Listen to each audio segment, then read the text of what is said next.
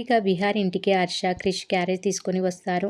మా అక్క నిన్న చేసిన వంటలు మీరు తినలేదు కదా సార్, ఈరోజైనా టేస్ట్ చేస్తారని తీసుకొచ్చా అని అంటాడు హర్ష. ఏంజెల్ ఆంటీ చేసిన ఫుడ్డునా నాన్న? ఏంజెల్ ఆంటీ ఫుడ్ చాలా బాగా చేస్తుంది అని సిరి విహారితో చెప్తుంది. తను ఎవరే అని శాస్త్ర అంటే, తను చాలా మంచిది అమ్మ, వాళ్ళకి ముందు హోటల్ ఉండేది, ఇప్పుడు లేదు అని సిరి చెప్తుంది. చెప్పకుండా ఇలా ఫుడ్ తీసుకురావడం ఏంటి హర్ష అని విహారి అంటే, మా అక్క చేతి వంట టేస్ట్ చేయకుండా మీరు ఆ శకుంతలకి కాంట్రాక్ట్ ఇవ్వడం కూడా కరెక్ట్ కాదు కదా సార్. ఒక్కసారి మా ఇంటి భోజనం తిని అప్పుడు మీ నిర్ణయం తీసుకోండి అని అంటాడు హర్ష. సిరమ్మ బయటకు వెళ్దాం అన్నావు కదా అని పండు అంటే, ఏంజెల్ ఆంటీ సూపర్ వండుతుంది, అదే నాకు కావాలి అని సిరి అంటుంది. విహారి పండుకి ఆ వంటలు వడ్డించమని అంటాడు.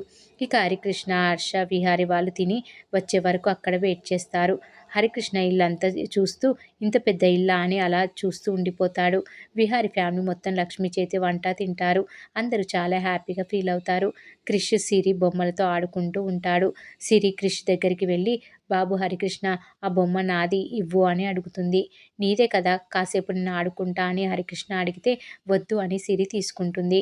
విహారి వాళ్ళు వచ్చి, హర్ష మీ అక్క చేసిన వంటలు చాలా బాగున్నాయి, రేపటి నుంచి ఆ శకుంతల వంటలు పంపిస్తుంది కదా, వంటలు బాగాలేకపోతే మీ అక్కకే కాంట్రాక్ట్ ఇస్తా అని విహారి అంటాడు.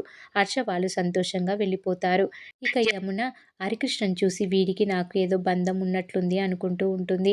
ఇక మరోవైపు లక్ష్మీ బామ హర్ష, క్రిష్ కోసం ఎదురు చూస్తూ ఉంటారు. ఇంతలో ఇద్దరు వచ్చి, అక్క నువ్వు చేసిన ఫుడ్ బాగుందని అన్నారని చెప్పారని, ఇంట్లో అందరు తిన్నారని చెప్తారు. లక్ష్మి చాలా హ్యాపీ అయిపోతుంది. పోటీలో గెలవడానికి ఆ శకుంతల మంచిగా వంటలు చేసేసింది, కానీ రేపటి నుంచి ఉద్యోగుల కోసం నాసిరకం చేస్తుంది, వాటిని మనం మీ సార్ దృష్టికి తీసుకెళ్ళాలి అని లక్ష్మి అంటుంది హర్షతో. అది చాలా కష్టం కదా అక్క, ఆ శకుంతల రౌడీల మధ్య వంటలు చేయిస్తుంది కదా అని హర్ష అంటే, ఎంత కష్టమైనా మనం వెళ్ళాలి అని అంటుంది లక్ష్మి. నేను వస్తాను అని క్రిష్ అంటే, హర్ష వద్దు అంటాడు. హర్షని వద్దు అని లక్ష్మి అంటుంది. దానికి హర్ష, క్రిష్ ఇద్దరు మేము వస్తామని అంటారు. దాంతో లక్ష్మి సరే అని అంటుంది.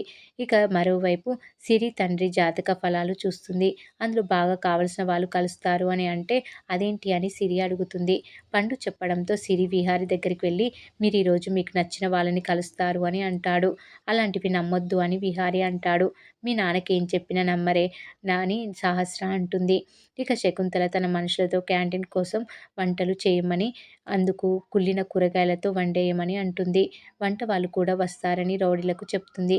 లక్ష్మి, హర్ష, క్రిష్ ఆ మాటలు వింటారు. ఆ వంట వాళ్ళు మనకు ఉపయోగపడతారు అని లక్ష్మి అంటుంది. శకుంతల క్యాంటీన్ వంట చేయడానికి ఇద్దరు వంట వాళ్ళు వస్తుంటారు. లక్ష్మి, హర్ష, క్రిష్ వాళ్ళని చూస్తారు. మరి ఏం జరగబోతుంది అనేది రాబోయే ఎపిసోడ్లో తెలుసుకుందాం.